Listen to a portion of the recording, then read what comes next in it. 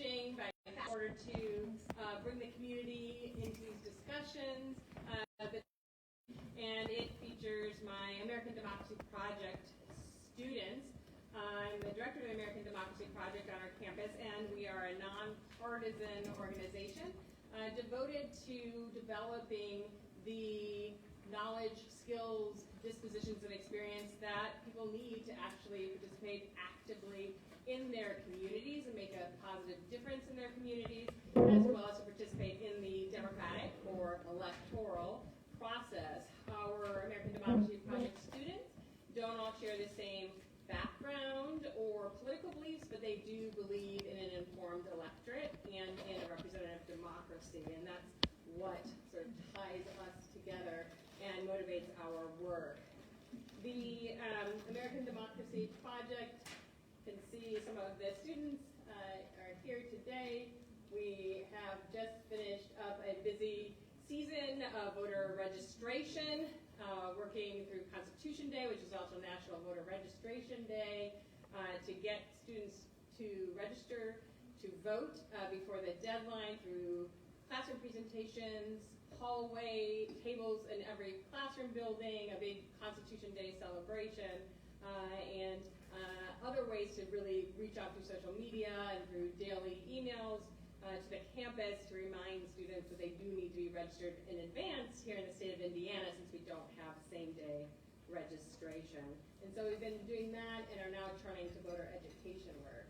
And so tonight's topic then is What's on Your Ballot, a guide to election rules, resources, and choices, where we'll talk about the range of things on Indiana ballots, and particularly on St. Joseph County ballots. We do work with the local League of Women Voters to put out the Vote 411 guide, which candidates can enter their responses, and we do that for St. Joe County. So we'll use that as an example. And I will go ahead and turn this over now to one of my students, David.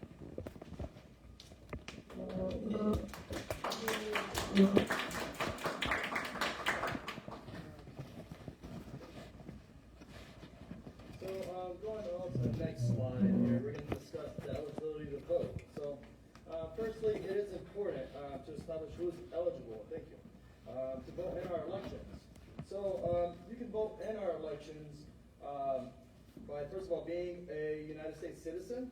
So you can vote in the U.S., Indiana, and the St. Joseph County elections if you are a resident of St. Joseph County. This includes those who are citizens living outside of the United States and dual citizens as well. Likewise, Indiana has its own rules that voters are expected to meet. These include state residency requirements, such as having lived in a precinct where you vote for at least 30 days prior to the election. So you can be experiencing homelessness and still meet these requirements. You also must be 18 years old, or on election day be 18. So if you turn 18 on or before election day, you can be eligible to vote. In Indiana, you can register to vote before you turn 18, as long as you'll be 18 on the election day itself. The deadline to register in the state was earlier this month on October 7th. As we covered our Constitution Day, we also covered our National Voter Registration Day, where we had many members of our IU South Bend campus come register to vote. So definitely the day has passed already, but you can always check your voter registration status, and that'll be discussed later on in the presentation. So once again, making sure that you were registered to vote was a big thing for your eligibility to vote. I will now turn it over to Jarrett for voter ID requirements. Jarrett.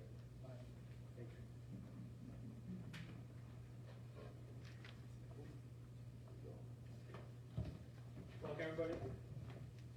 So, under Indiana law, Indiana residents need a photo ID to vote, and that ID needs to be government-issued ID before casting a ballot on election day. And your photo ID must meet 4 criteria in order to be acceptable for voting purposes. It must display your name, as we already see, and the name must conform to your voter registration record. Display an expiration date and either be current or have an expiration date sometime after the date of the last general election, which is November 8th, 2022. It is important to note that an ID issued by the U.S. Department of Defense, a branch of the Uniformed Services, the Merchant Marine, Department of Defense, the United States Department of Veterans Services, or the Veterans Administration, the Indian National Guard, or a Native American Indian tribe, or a band recognized by the United States government, is not required to have an expiration date. Or it may state that the document has an indefinite expiration date. It must be issued by the state of Indiana or the United States government. In most cases, an Indiana driver's license from the Indiana State School may only be used if it meets all four criteria simply previously mentioned, as it needs to have your name, expiration date, where you live. A student from a private university like Notre Dame or Bethel around here cannot use their ID to vote, since that is a private institution. The government does not hand those out. That is strictly by the schools. So since here at Indiana University South Bend, that's funded by Indiana, we're allowed to use our voter IDs to vote. If you're unable or unwilling to present an ID meeting those requirements, you may cast a provisional ballot. If you cast a provisional ballot, you have until noon, 10 days after the election, to follow up with the county election board and either provide the necessary documentation or affirm one of the law's expectations applies to you. With that, I'll introduce Caleb.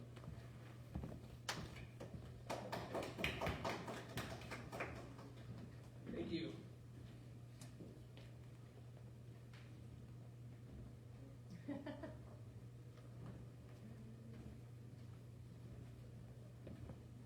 Okay.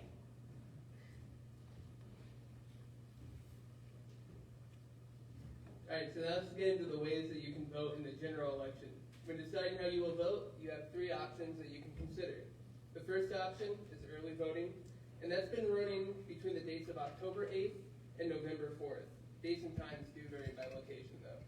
The second option is absentee voting. You can return your absentee ballot request form through the mail, in person at your local elections office, or online. And then, of course, you can vote at your local polling place on Election Day, which is Tuesday, November 5th, from 6 a.m. until 6 p.m.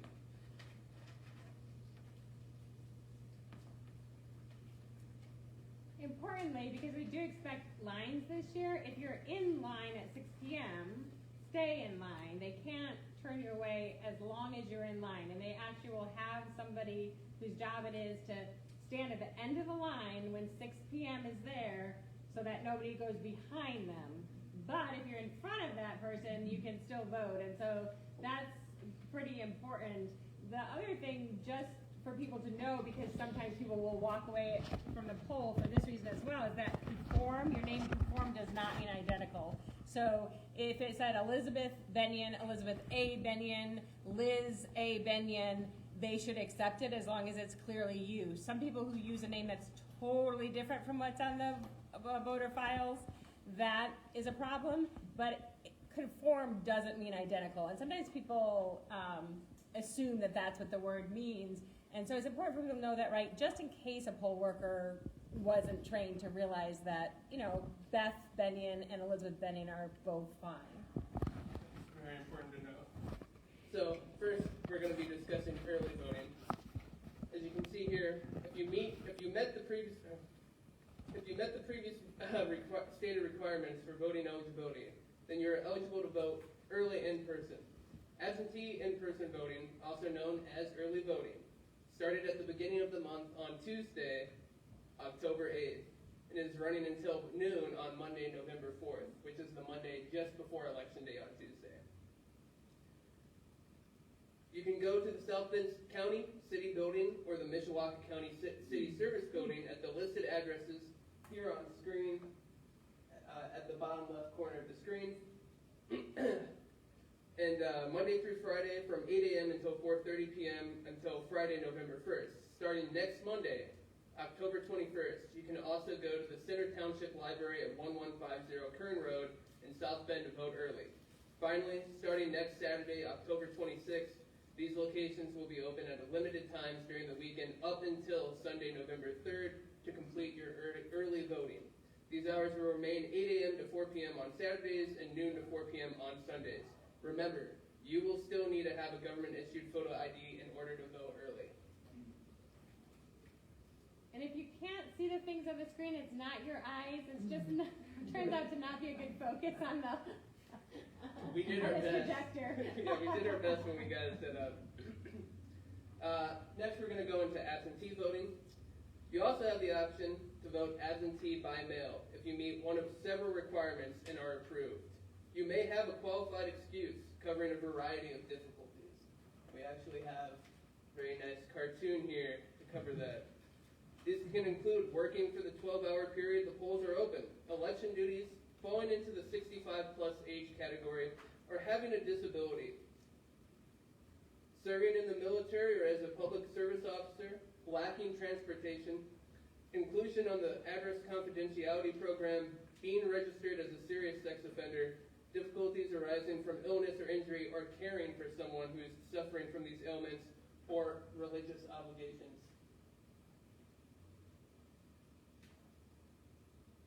If you meet one of these criteria listed on screen, you will be able to request an absentee ballot on October 24th at 11:59 p.m. That will be the last date that you can request an absentee ballot. You can apply online, by mail, or hand delivery, or by email. Your application will be reviewed by a bipartisan county official, and a ballot packet will be mailed to you. You can then fill out your absentee ballot and return your ballot to county election officials no later than 6 p.m. on Election Day when the polls close. And now, I'd like to welcome Jarrett back on stage to cover the final part of it, in-person voting on Election Day. I just wanted to say one thing, because some of you will notice a change, that your ballot needs to be there. It's not a postmark date, unlike voter registration, where it's postmarked by date. This has to get there, so that's where you might want to, even if you have an absentee ballot, drop it off in person if you're not sure, because you can't control how quickly the mail will get it there. So that kind of is important to realize. Do ballots go to Fort Wayne to be sorted before they come back to South Bend, the way the regular mail does? Oh, like just in terms of, right, so it can take a while to get there. So it will take a long time. Exactly. Yeah, okay. And that's why, so I was not a fan of that change in the law, because Right. voters can't control that, but Right. that's where, if you can get it in really early, it's a good idea, or even hand deliver. And if somebody needs someone else to deliver the ballot, they can, they're gonna have to fill out a form saying who they were that did that. And then also those excuses, like being over 65 or having a disability, although they entitle you to that ballot, you don't have to use it. All the polling places are ADA accessible, and they'll have at least one ballot box that is wheelchair friendly as well. And they also have some that you can listen to the ballot. In Elkhart, it's actually an option in every poll pad. In St. Joe, they have one in each place. And then you can change, in Elkhart in particular, the contrast in the screen, things like that. And you can get assistance too at the polls. So it's important to be able to explain that to people, that if they prefer to go in person, even if they meet those criteria, it doesn't mean they have to do the vote by mail, but they are eligible to do it. But like the students, unless they're going to be out of the county all day, most of them would not qualify to vote by mail.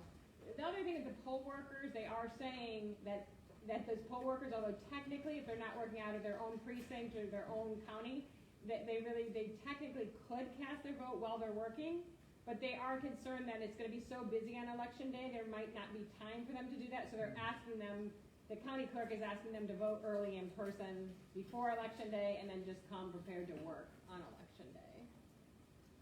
So to find an election center on November 5th, there's about 40 schools and libraries and other accessible locations here in St. Joseph County that you can attend.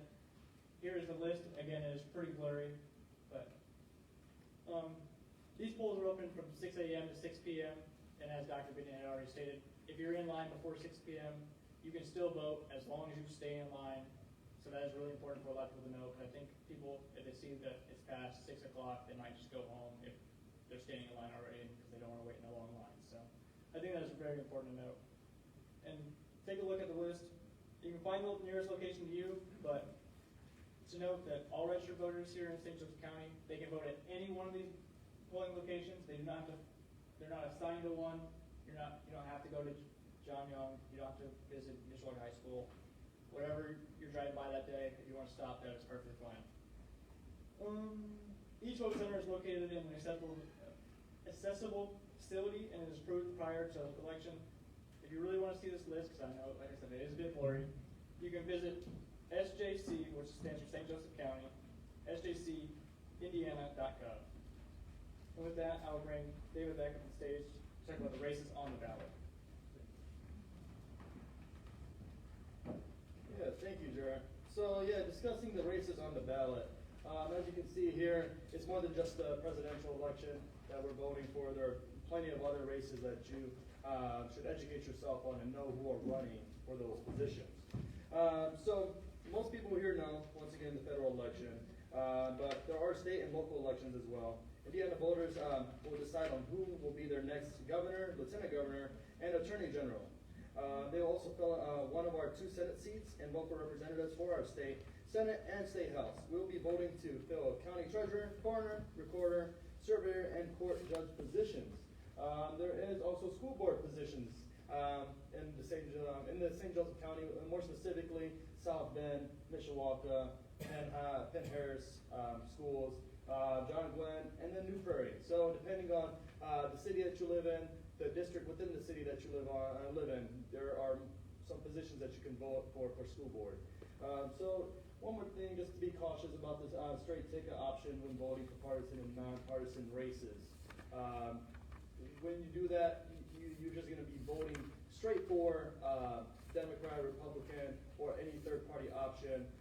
And Dr. Bainey will probably speak on this a little bit more. But this is important that you understand who the candidates are, because you don't want to just go in there voting for someone that you don't know what they represent, don't know what they're running for. You should educate yourself on every single candidate, and you should be very cautious about that, especially when it comes to nonpartisan races such as school board, because they're not allowed to have a party or have a side. So you need to understand what they want for the school board, as well as other things.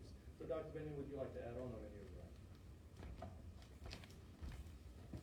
Yeah, I mean, I think the critical thing here with the straight ticket option is you can use straight ticket option, but then if there's certain people you don't like, it says do your straight ticket and then pick those other people. Well, if you're going to do that, probably just pick each person so you don't miss anybody. Also, if you do the straight party ticket option, it will elect every Democrat or every Republican, every Libertarian, or every Indiana Redemption Party, or every We the People Party candidate. Those are the parties that are on your sample ballot that you can see there on your table. And the We the People Party was basically a vehicle party for RFK Jr., who has suspended his campaign but is still on the ballot because there's a deadline to get off the ballot. Similarly here, that we have a school board candidate who has suspended her campaign. She's the only one who's not in our Vote 411 guide, but she's still on the ballot because there's a deadline to get off the ballot. So those sample ballots are useful in seeing that. And what you'll see is, if you're voting by mail, you're going to need to flip over that ballot because you have your school board races, your judicial retention races, and none of those will you have voted on if you just pick straight ticket and think you're done.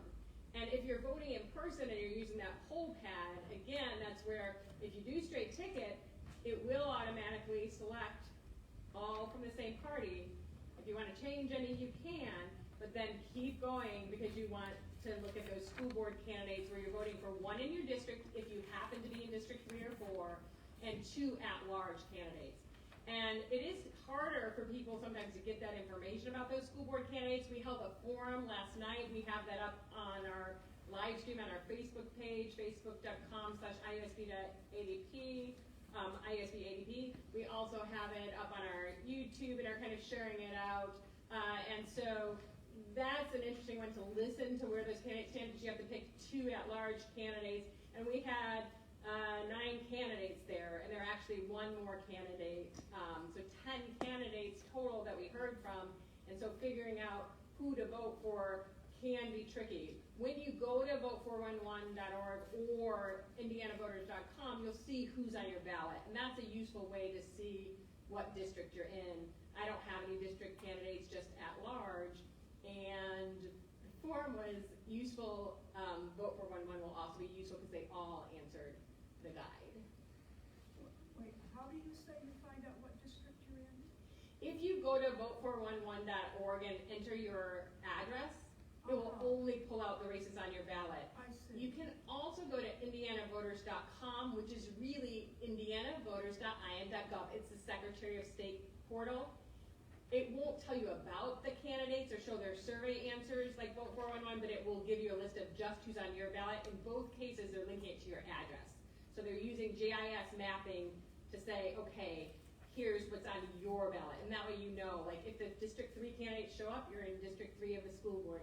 Because who knows that? Because it's also with the county, the county council race, which district are you in? The county commissioner, which district are you in? So that's a nice thing with vote411.org and indianavoters.com is it will pop up the people who are on your specific ballot. This sample ballot that we did is if you lived in student housing. It looks the same as mine because I'm about half a mile from campus. But then, when you get, the list said you can really vote anywhere all over town. Correct.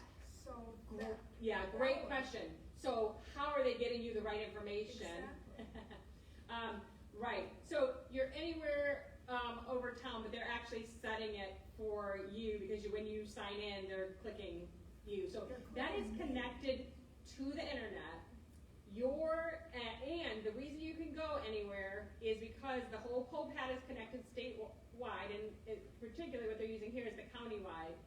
And that way they can tell that you didn't vote in Center 1 and then Center 2 an hour later and Center 3 an hour later, right? So that's part of it, but it's also to deliver you the right ballot. Now, they're not going to record in the voter file how you voted, but there is a voter file that indicates if you voted in each general election, primary election, midterm election, local election, etc. And that's how, we don't have official party registration in the state of Indiana, but that's where when you pull those primary ballots, they can kind of see, oh, this person voted every single Democratic primary or every single Republican primary. Even the local stuff, I don't need to spend much time trying to get them out to vote. But I'll give a little reminder, ask if they want to volunteer for my campaign. If they have somebody who voted only in presidential elections for one party or the other, they'll say, okay, maybe I should give them a little more reminders. So they will see if you voted. And what happens though, could it be hacked? Well, in theory, maybe the registration could be, which is all that's showing, all that they have up there. But what isn't is the actual poll pad. So they're two separate processes. When you click in, they're checking their registration file, and they're getting kind of your address and if you're registered to vote. Basically, what you see when you're at vote indianavoters.com is what they're seeing. When you're actually then on the poll pad for the voting center, those then are not connected to the internet. They're feeding a little thing into it that tells it which thing to pull, but it's not on the internet. And so they're not able, you're not going to have someone hacking into those poll pads. They're manually setting it for you.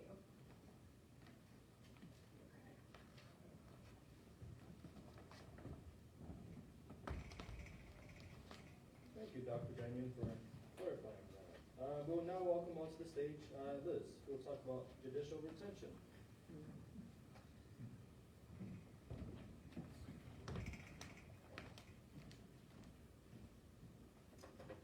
So an important race on the ballot that I kind of wanted to explain more is judicial retention.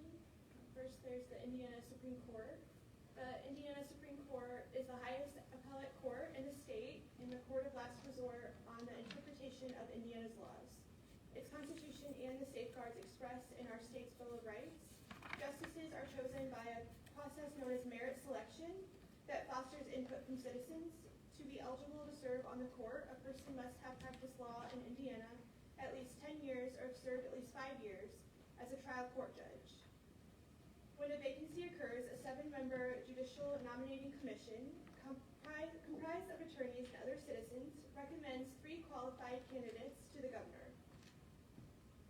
The governor then selects one as the new justice. The same commission also selects one of the 5 to serve as Chief Justice for a 5-year term.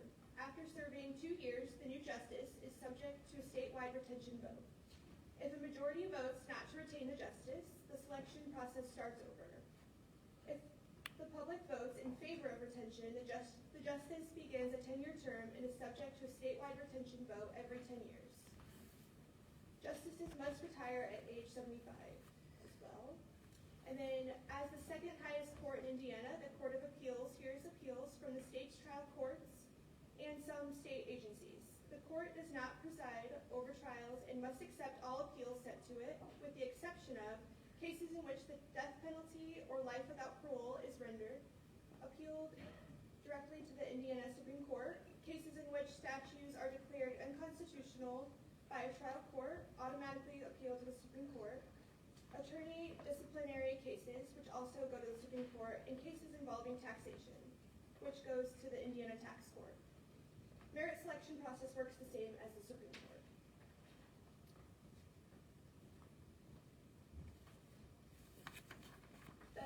Through the Judicial Retention Pool, Indiana State Bar Association members help Indiana voters make an informed decision about their vote to retain a judge.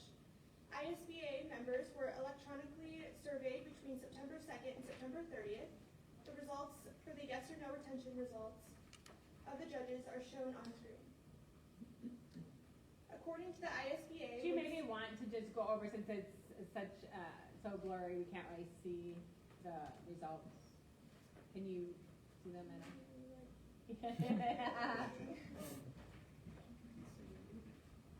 So some of the results, the yes and no results of the judges are as follows. So Indiana Supreme Court Chief Justice Loretta H. Rush, they voted yes 88% and no 12%. For Justice Mark Massa, voted yes 84% and no 16%. Derek Mulcher, yes 84% and no 16%. For Rudolph Pyle, yes 85% and no 15%. And then for appeals judge Foley, yes 87% and no 13%. So overwhelmingly, the Bar Association believes that these justices should be retained. And Liz will talk about some of the controversies this year that we don't usually see surrounding these elections. So according to the ISBA, when deciding whether to retain a judge, it is essential to assess their full record of service and consider the following. We want to consider commitment to the rule of law, integrity, judicial temperament, legal expertise and competence, and work ethic and efficiency. And then did you kind of want to, Dr. Bengen, want to discuss the controversies? So some of you may have seen some activity online about whether or not the judges listed on your screen, in particular your Supreme Court judges, should be summarily dismissed. In other words, you have activists, particularly pro-choice progressive activists, arguing that all of the Supreme Court judges should get a no vote for supporting the state's abortion ban. What the Bar Association is saying, and so we gave you an op-ed with their point of view from the current president, president-elect, vice president, and immediate past president, is that the judges, the justices, should not be retained or not retained based on one decision, but looking at the totality of their casework and of the qualities that Liz mentioned. They also argue if these folks are not retained, that if you look at the appointment process, people who replace them, if those particular people consider themselves progressive or pro-choice, might get judges that are even more partisan or much more partisan than what is on the court now, and that they become essentially, partisan judges, that both conservatives and liberals should not think that the justices should rule in every case exactly how they want them to rule, because that makes it like a partisan judge election like we have in the probate court. We can see how ugly that's gotten. And we see some literature that elected judges are very much, can be swayed by political campaign donations. So we see a correlation receive rulings and donations, unfortunately.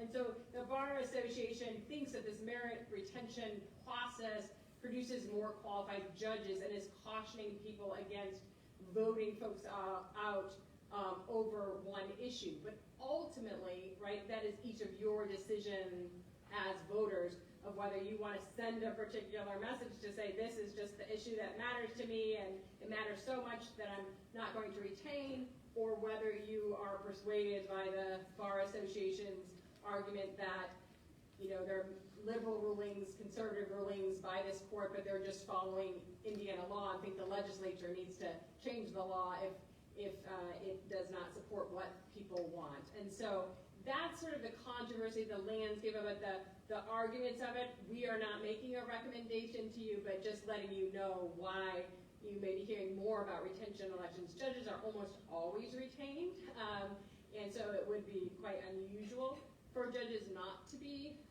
retained, but it could happen, right? So anyway, that's just the nature of that particular decision, and so you might want to also talk to other people and get their perspectives on it, or do a little more research. And again, we just put the op-ed there to know what folks in the bar were telling us as we were just preparing information about judicial retention elections and trying to understand what their survey results, which are usually just, that's what people look at to look at judicial performances, short of these kind of controversies.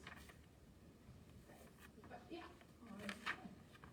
This is one reason I'm here. I have looked in 411 for the judges, and I started reading opinions, and I read 2 by Rush, and I thought, I cannot read all this stuff. Plus, it was giving me, I think, a skewed idea, because I thought, okay, she's okay on these issues, and then I looked up an issue and what her position was, and I thought, okay, this is not okay with me. And I wondered if there are resources to where a trusted source perhaps is making statements about the overall judge, not necessarily the Bar Association. I identify as progressive, so I would want a trusted progressive to be commenting on what these judges, what their tenure, what their careers have looked like. Is there such a thing? Well, usually with these judges, what we mostly see in terms of actual ratings, actual criteria, actual judicial performance is the Bar Association. So I think then at that point you get to individual groups that you trust and what they're saying. So that would be more like going to particular issue groups that are taking a position. So far that I know, the League of Women Voters has not taken a position on that. I haven't heard that Common Cause has, although it could be worth looking and seeing where they weigh in on that. Those are groups that often weigh in on elections at all levels. But I think here, so you mentioned being progressive, one of the Bar Association is not necessarily known as being filled with conservatives. So I think one of their kind of like a cautionary tale of who would the next governor appoint, right? And would you get better decisions from them is a big part of their like pragmatic advice in this case. But at the same time, can certainly understand the logic of activists who say, like, this is a terrible decision. I don't care what the law says. The law is wrong and the judge should not have stood by it, and they want to make a protest vote. So, ultimately I think it has been sort of some pro-choice activist groups that are arguing to defeat them all. But like there's a Women Transforming Indiana group. It would be interesting what's going on in there. They're mostly active on Facebook from what I can tell. So if that's kind of your position, they're kind of like pro-choice South Bend, et cetera, of like what they're thinking now, given maybe conversations with members who are in the Bar Association, but not just like one good resource I could point you to. Because you're right, what we have and what we've linked to in the Vote 411 is both the Bar Association survey results and retention results. The State League does the statewide and we do the county.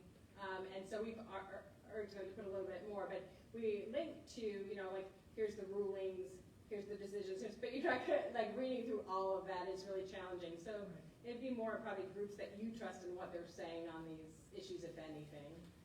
Okay, so you have to know what groups to go look. Well, so it depends, Yeah. like, what issue you care about most, right? Yeah. And then members of that group, even through, messaging or calling, like, do you have a position on these judges? I'm concerned about issue X. Yeah. And now I think, like, what the Bar Association is saying is that they caution against going too much on one issue. But again, that's sort of their perspective of wanting to retain this retention process, which they just feel is much better than an elected judges. And that if voters start picking and choosing retaining and not retaining judges based on their specific political, the specific results of any individual case, that it starts to become like a partisan political process, and you just have liberals and conservatives politicizing the process, like with the U.S. Supreme Court, whereas the Bar Association feels that this process is less partisan and politicized. Although you get different alignments across parties, for example, on one issue. But, Right, yeah. right, and so it, ultimately, it's up to each voter what they want to do. Because, I can see it both ways of how people want to use their vote and what risk they're willing to take, but also what message they want to send. So, Yeah. Well, as one person did say, you can't be held by fear, though, of what the next guy's going to do, even though we might be terrified. So, but anyway, I get the argument. So thank you. yeah.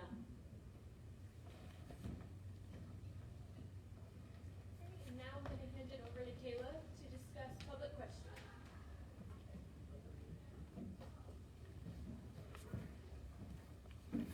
Alright, thank you.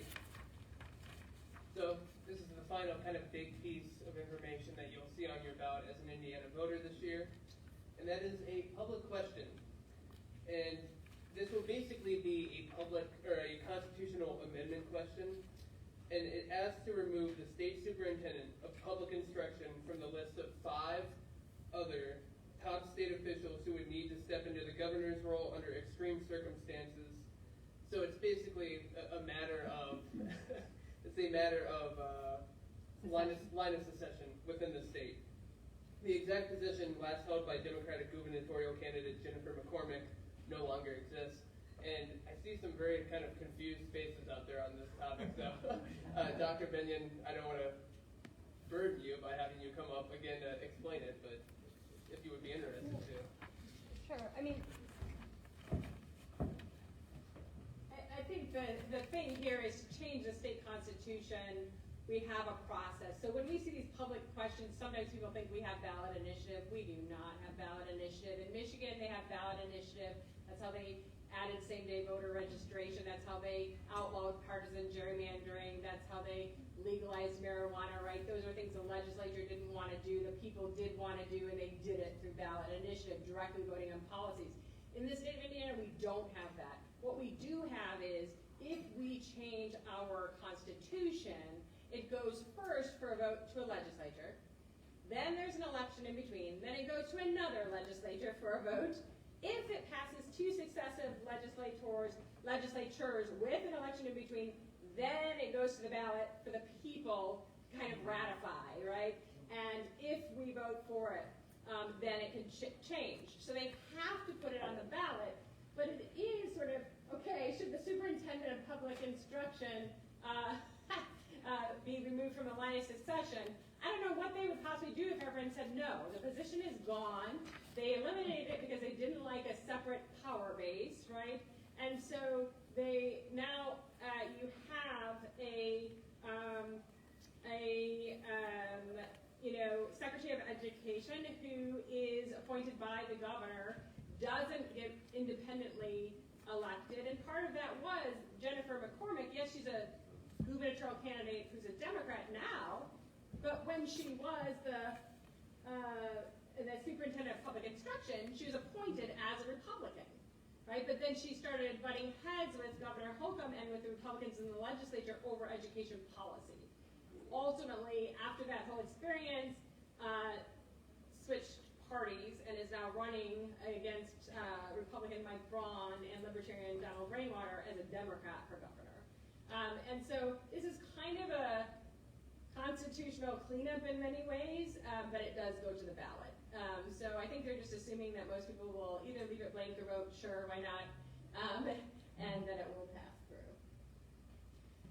So that's, a surprise to people seeing those questions public questions on the ballot. The other time you see public questions on your ballot, and this might have been popped into your head, I'm sure I voted on something other than a constitutional change, would be something like a school referendum. That's a local thing, and if when South Bend schools ask for more money, they can put that on the ballot and hold a special election or do it during the municipal election, which is what they did, and ask the people of that city, are you willing to pay more for your schools? In this case, they voted yes, taxes went up, and the schools got more money. And so you do have that kind of local power of school boards, but in terms of statewide policy changes, that's what we won't see on our ballot.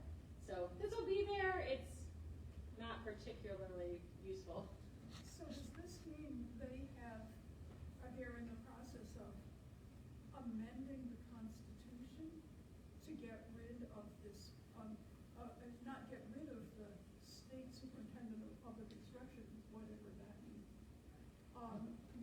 but to say that that person in that office cannot take the place of the governor if that office is vacant, is that right?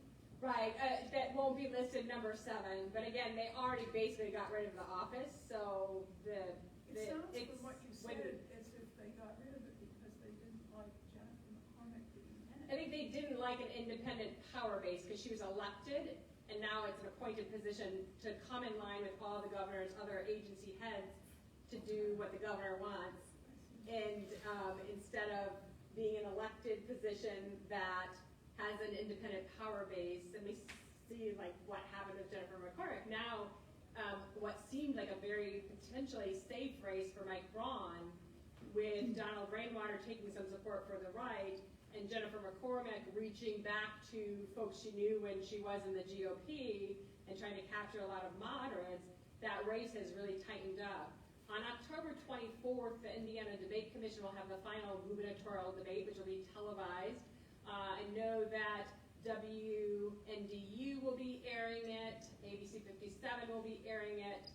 I'm the president of the commission right now, so it'll also be on IndianaDebateCommission.com for people who like streaming. And then there'll be places all over that are airing that. But that will be the last chance to really compare those 3 candidates side by side. We just determined the speaking order and the podium placements today. So that will be October 24th from 7 to 8, and it airs live. So that's a good opportunity to hear from all 3 of those candidates. On Politically Speaking, we also interviewed those candidates. So there's a little 3 9-minute interviews. That will air Friday. It will also be Sunday at 2, Monday at 5, and then online at WNIT.org/PS, Politically Speaking.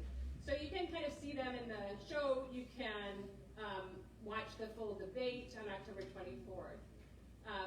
But McCormick certainly did prove that they were right, in a way, to worry about her independent party base. She's literally running for governor as a member of a different party.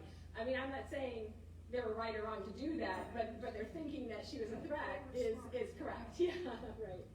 I've got one more. Yeah. Does it mean anything to then vote no on this public question?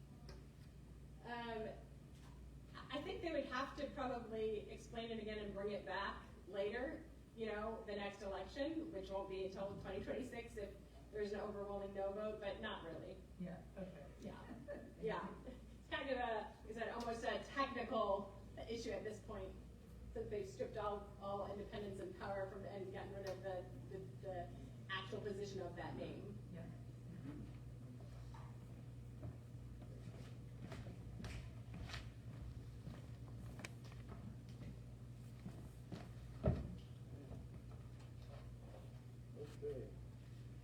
for clarifying the public question.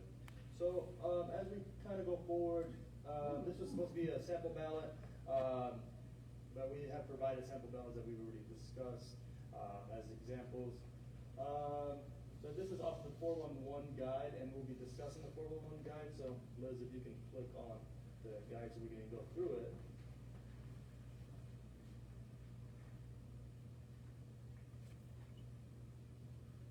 Yeah, so when you enter into our guide, for those of you that have not done so, all you would need to do is enter in your address, and we're going to use the IU South Bend residential housing address, which is 1735 Titan Drive. You can go Titans.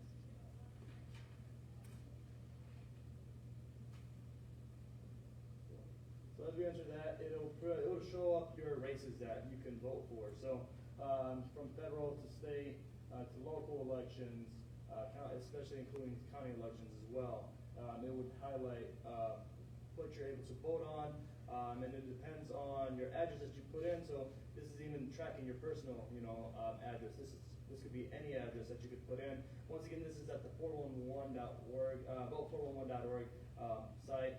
That is a great resource for everyone that wants to be educated into the different races. Like if we scroll up and we go to, let's say, U.S. Senate. Let's do U.S. House, US second House. district. Yeah. Second, yep, keep going, District 2. Excuse me, when you get on 411.org, how do you find this? I've tried 411.org, I can't find anything I want. What do I click on? Yeah, so to go into this and find the different races that you can vote for, is Yeah. that your question? So when we went to the starter page, Liz, you can actually take us back to the starter page just for a quick reference. If you need to, just click. Yeah, let's demonstrate, because you're right. I mean, this is a frustration for us because we do everything U.S. House down. You'll notice we get a lot better response rate than anything on the top. But anyway, it's clunky. It can be clunky a little bit, but yeah. So enter your address to find your races. If you enter your address in that box and click return, that's where he's getting all the list of all the races. So you want to do that one more time, Liz? 1735 Titan Drive. We could do any address. Yeah, I We want could do one of to your just addresses. cover this real quick. That way we can stay on track and finish up our presentation, and then we can answer any other questions. But we are going to go into the second district. So. All right, and then from there, there's the different candidates that are running for that race. So you can learn about the different candidates, what they represent, what are their stances towards issues, and then you can even put who your choice would be. I'm not too sure on how that information would be tracked, but you can either say, yep. They just say like somehow to like, so if they click on the candidate, like if you pick each candidate, then you can see their viewpoints. Anyone who you click box, you're going to get their views below, their bio information and their answers to questions. Exactly. A whole variety of questions. All three candidates did answer. Some responses are a little longer than others, but you have all of those candidates. The county level candidates, except for one treasurer candidate, Mr. Rose did not respond. All the school board candidates, except the one who has suspended her campaign, responded. So surveyor, coroner, everybody responded. So all those county level, we have really good representation, and we ask a range of questions to the candidates of here are all the things that are really important that voters should know about that position that we think are most important, and how do you respond to those questions? We believe that most of the candidates responded to all the questions, but you can also see if they did not respond as well, so that can be taken into consideration.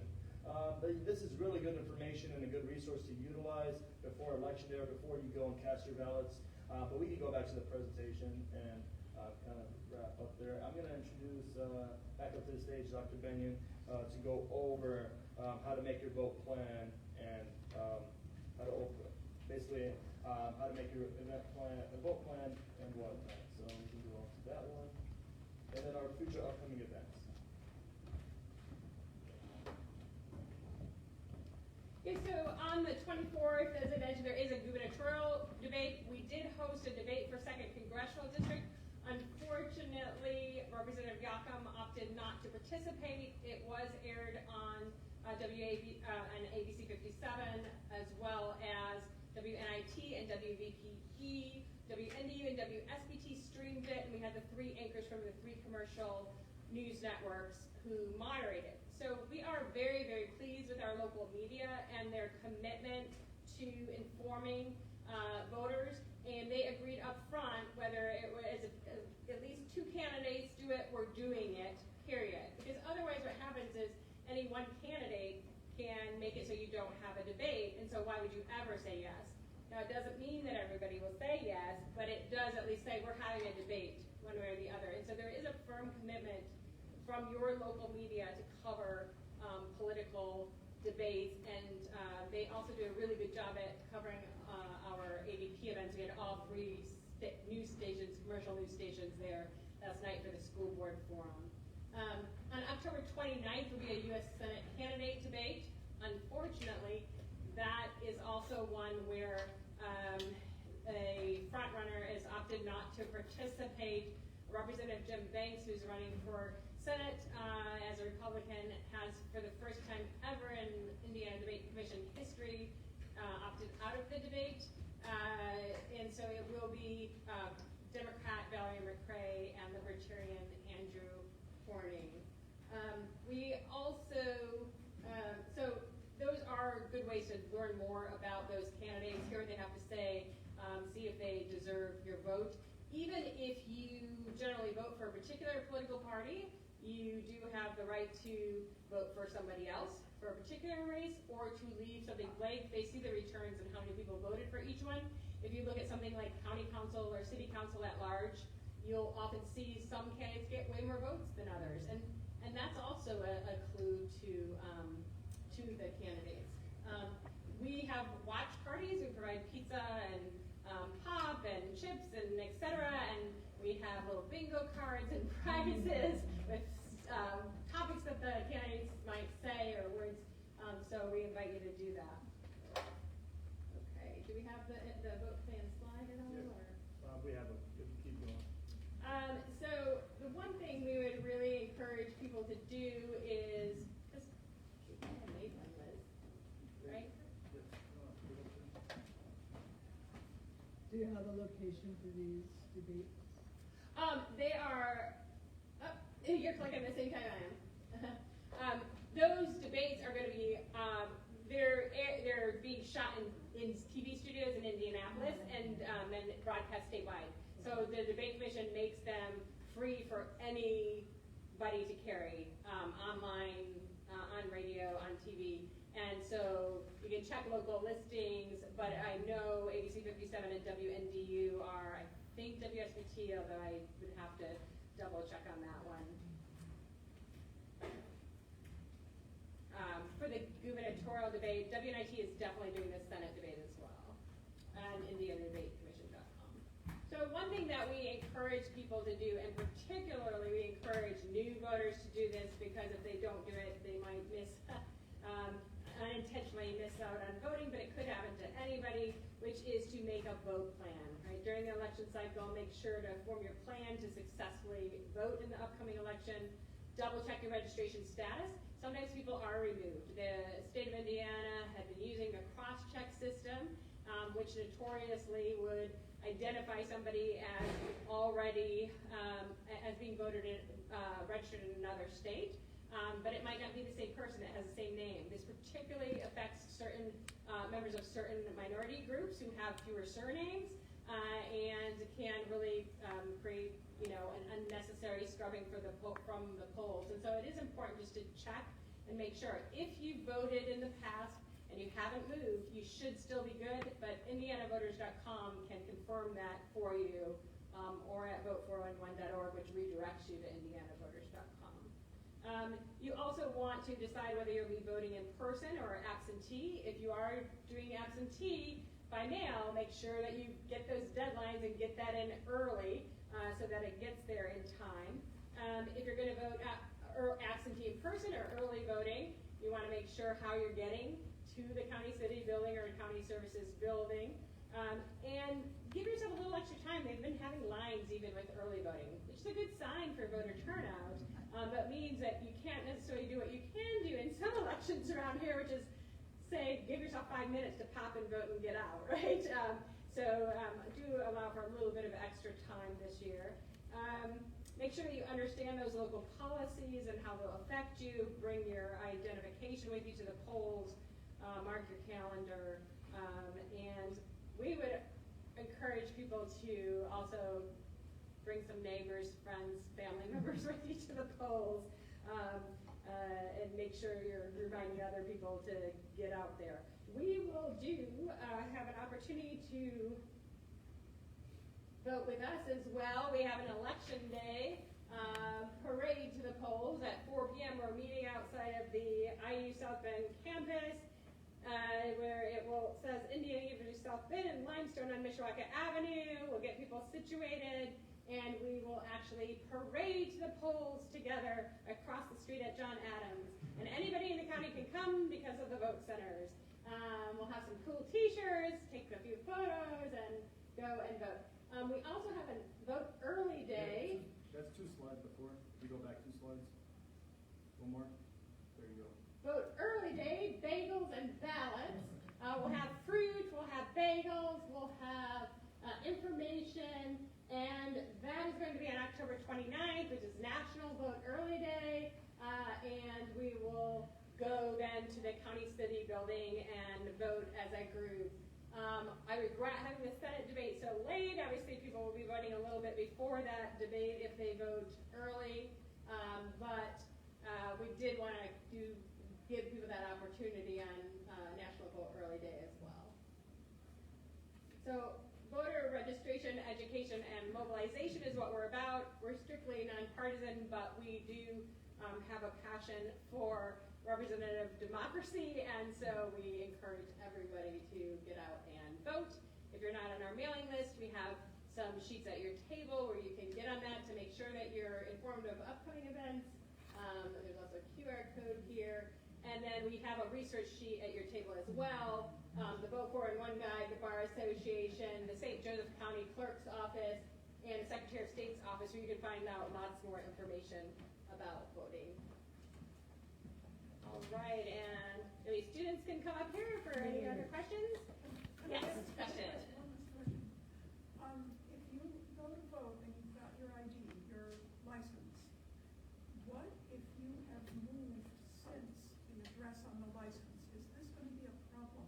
Yeah, so Clerk Amy Waltez was talking about this in a little instructional video that she made. I talked to her about the fact that we use Michigan Access Television, which meets in the WNIT studio but is separate from WNIT, to make videos for free as producers, and that's where all our little candidate video snips come that we put on Vote 411, and encouraged her to make some informational videos about these detailed things.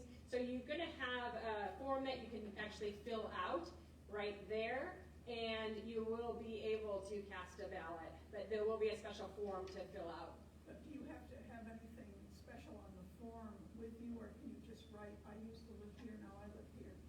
Yeah, you'll do that. It'd be a good idea if you have a proof of residence to do that. The only other people who need proof of residency, potentially, are first-time voters who registered to vote by mail.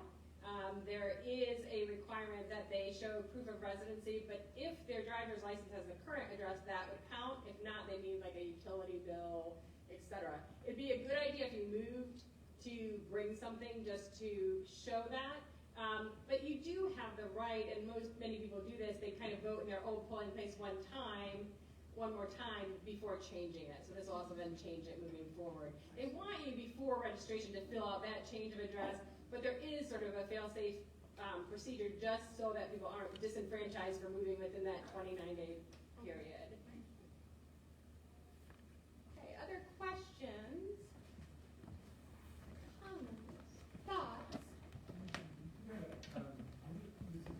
This is political science, but one to another, and group of political science students. I can't remember what exactly Indiana passed its voter ID bill. 2010, I can't remember exactly. And in many states, including Indiana, when voter ID bills were passed, there was a lot of concern about how that would effectively serve to disenfranchise large groups of voters in certain pockets.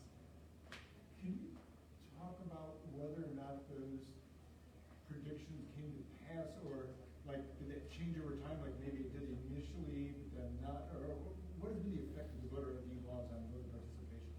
Yeah, there have been a few studies on this, and it is inconclusive. There was, of course, a Supreme Court case. The League of Women Voters brought a state lawsuit against the voter ID bill with the argument that it disenfranchised people. The court argued that there wasn't enough evidence that it was doing this and upheld the bill. We were the earliest adopter, and now, of course, many states have added voter ID. It's always a concern, and we always do know some people who are disenfranchised, but we also have, both in Indiana and other states, sometimes when people, activists then will really sort of lobby around this and talk to people about how folks are trying to disenfranchise them, and then that motivates them and they get out more. And so it's not been sort of a clear database where you can go back to the court and say, like, look, these groups are clearly disproportionately being affected.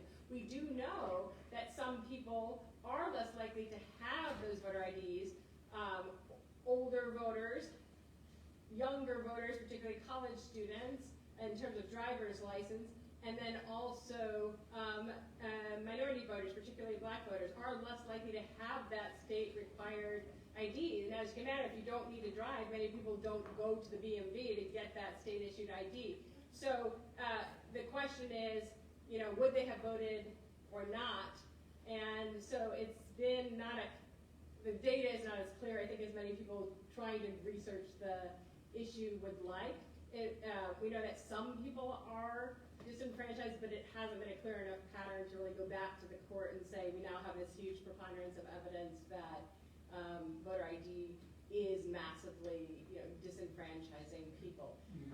Voters in favor of, or groups in favor of broader franchise have worked hard to get IDs to the people who they were, or not perfectly well, but kind of try to meet the law where it was. Right, exactly, and they're widely popular. The argument that you show ID for so many other things, why wouldn't you show it to vote, is very popular. The flip side of that, and what the league argued is, but there is not evidence of fraud, so why would you disenfranchise people if you don't have evidence of fraud? But the argument that has sort of carried the day politically and in sort of the public opinion polls is that it's logical to have the ID required. So those ID laws are unlikely to go anywhere, though groups like Common Cause and League of Women Voters continue to raise concerns about these laws.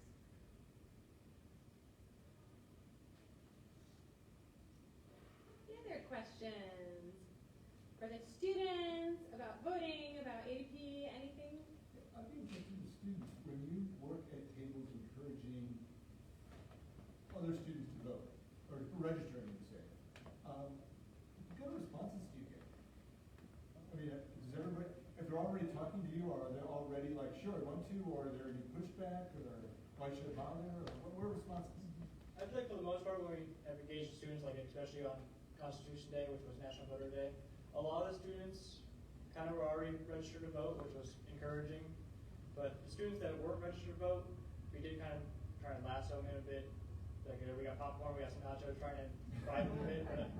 But I wouldn't say we've ever ran into anyone that truly despised voting. Like, we've had a few people that are just like, that's not my thing. And so it's like, all right, that kind of makes sense.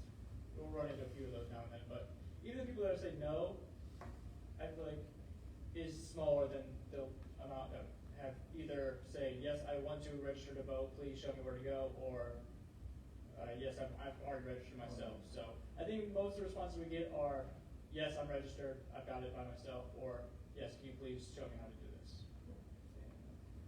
We've also discovered that when people come and visit our tables, they're like, oh, I think I'm registered to vote, but I'll double check. And sometimes they find that they weren't registered to vote, or they have other questions that we're then there to answer. So. I think we had a little action campaign trying to get students to register, and it's called meeting students where they're at. So going to different events, having multiple tabling opportunities. Hosting our Constitution Day / National Voter Registration Day was a big one. But you know, every event that we went to, we had at least a couple students that we were able to connect with. Yes, that we were able to connect with and get them to register to vote, as well as our classroom visits as well. So anytime we do presentations and classroom visits, we would have students asking us, you know, I don't live here, or I live on campus, can I still register to vote in this area, or do I have to go all the way back home? And you know, we provided them with that information, such as how to use the time address here at IU South Bend to register to vote in the local area. So you know, we've had a lot of success engaging with different students. We went to a Latino student union meeting, presented to the entire club. You know, and that's a very minority group on campus where we're about to become a Hispanic serving institution at IU South Bend. So that's pretty good to have those Hispanic students register to vote, as well as being there at their Hispanic Heritage Festival, where multiple people engaged with us at our table and registered to vote within the Hispanic community at South Bend. So that was pretty engaging. So. The only thing I would really add to that is, I think, Jarrett, you mentioned the Constitution Day event, and that was held in mid-September, September 17th. Yes. And the first day of classes was towards the end of August. And that was the first period of time that this group had to kind of reach out to the current students on campus for this semester. And I would say that we had a lot of people really show a lot of interest in being registered to vote.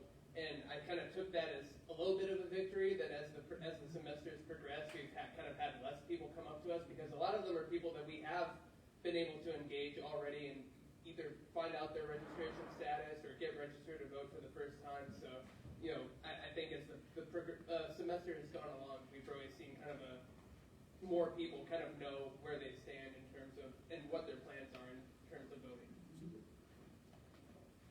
Can you maybe talk just really briefly about how we try to deal with the issue that a lot of students look at the Electoral College or the statewide races and think, Indiana's not competitive, why should I bother voting? How we, like what issues we talk about with them to let them know there are other races on their ballot, I guess. Yeah, I think that's kind of been something that we see a lot of the time when we pull students aside and actually talk to them about what they can expect to see on their ballot. Is they might know that there's a presidential election happening this year, but they really oftentimes don't have that much of an idea about like the state elections that are happening and the local elections that are happening, or even like why those are important. And I think all of us have had the experience that when you actually sit them down and talk to them, like, here's the governor's race, here's the attorney general's race, here's the power the state attorney general has to actually impact your life, they do start to kind of warm up to realize that, like, oh, this is more than a single race that I should be focusing on. This is more than just one or two, two people that I should be giving my attention to politically. And actually, there's a lot that's happening in my own community that I can have impact on through voting or through other means that is important for me to do as a student that is active in this community. So. Plus the public question. Yeah. Cool. I just wanted to kind of add and touch base about that. Some students, they say, why would I want to vote for someone that doesn't represent me? And I tell them that's a great point. But how are you going to know who represents you and who doesn't, and just allow that person to keep representing you if you don't agree with anything? So there are people that want to advocate for college students. There are people that want to advocate for the youth. And for our own college students to not know who they are and not know the correct person to put into power and to vote into power, it just shows a reflection of like that we won't get to change unless we change ourselves. And so I kind of always just urge students, know who's representing you, know where your tax dollars are going, know where your state tax dollars are going. Is your education where you'd like it to be? Is anything that's going on in your community impacting you in a positive way? If not, maybe we need to reconsider who we're electing for our local elections. And once again, it's just one race at a time. Educate yourself, one candidate at a time, and who supports you and who goes against you. Once again, here at the American Democracy Project, we agree and disagree with different candidates all the time, but, you know, we're able to respect each other, and that's how a democratic society should work. And just having that start at the college level is a huge importance to us in our mission, and hopefully, you know, we can spread that mission to impact everyone.